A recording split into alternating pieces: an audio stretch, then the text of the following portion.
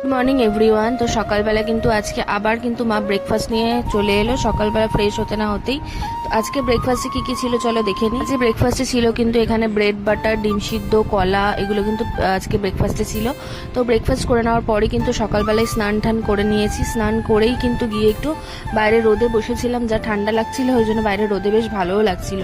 তো একটু রোদে বসে থাকতে না থাকতেই দেখলাম মা আবার এখানে অনেক রকমের ফল কেটে দিয়ে গেল। আজকের ফলের মধ্যে ছিল কমলা লেবু, মৌসুমি লেবু, পেয়ারা, এগুলো সব ছিল। তো এগুলো খেতে না খেতেই যাই গিয়ে দেখে নিই মা কি রান্না বান্না করছে।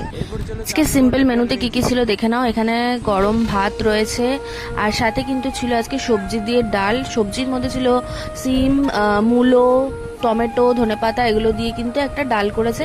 এই ডালটা কিন্তু খুব টেস্টি হয় খেতে, তোমরা একবার বানিয়ে দেখতে পারো, বা অনেকেই আছে খাও।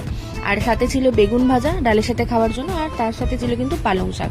আজকের মেনুতে কিন্তু একদম সিম্পল ছিল। তো কেমন লাগলো